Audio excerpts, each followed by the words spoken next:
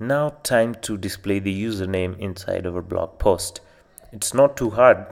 All you need to do, let's go to the layout file, and there we have our blog row. Now if you remember, let me just change it to 23 API, and I'm repeating once again, if you have any problem, message me on Twitter instead of YouTube, because it's really hard for me to see and reply. There we have our single row of the app. Now what I'm gonna do, in our linear layout, I'm gonna add one more plain text. This is going to be the fourth one, and let me see how we did for the others rest. So for the rest of these, I have padding of 15 from all the sides, so we can do the same for this one.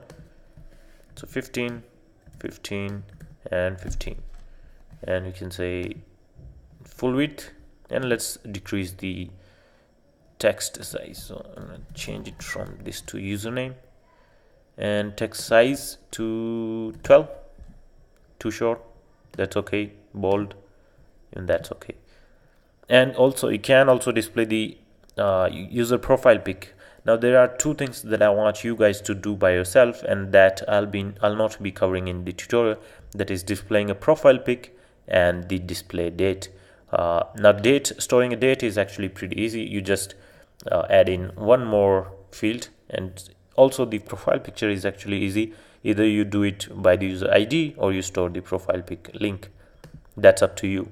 Now we have added another text view. I'm going to call it, where's the ID? So this is going to be post username. That's pretty fine. Now to our blog page. So private string username, I guess that's what we call it over here. Then add constructor. Nope, not like that. This dot username, username. All right, now we need getters and setters. Let me just give, okay, nope.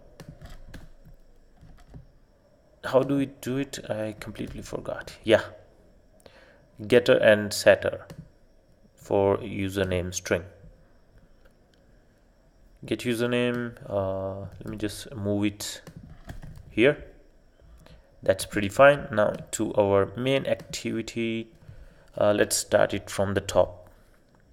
So there's the auth state listener.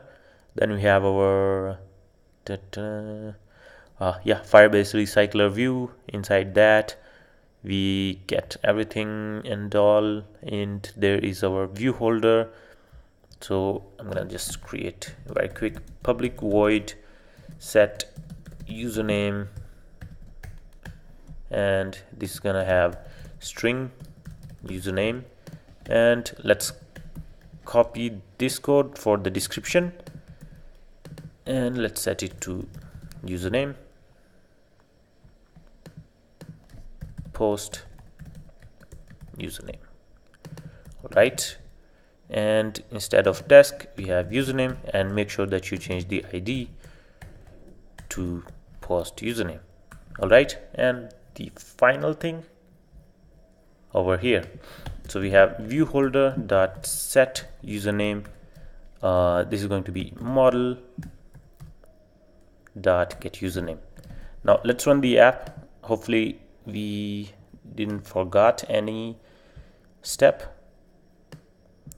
So again, Gradle build running, no issues, because it's gonna finish really soon this time, hopefully. Really hoping it though. Yep. So app is going to start.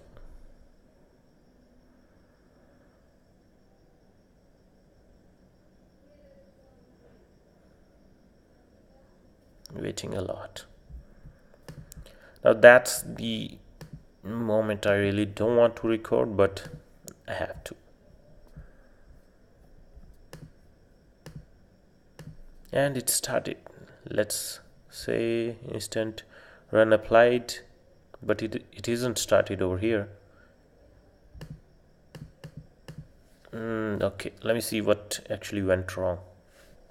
I'm gonna close the app. My emulator is running really slow, so I'm gonna just do it in the background, so it will be really fast for me to control it from over here. So app is restarted, and there you can see who posted this post. Now if you have signed in from some other user, obviously let me just say log out. And actually I can't really create an account because I haven't set the what do you call it, intent for this button. So what I want you guys to do is try it by yourself, and you'll surely see who has posted the post. And yep, that's it for this part. And I want you guys to add in a profile picture and date and time of the post. So that's for you guys. I won't be covering that in tutorial, and we're going to move to some other functionalities and features for this app. So see you guys later.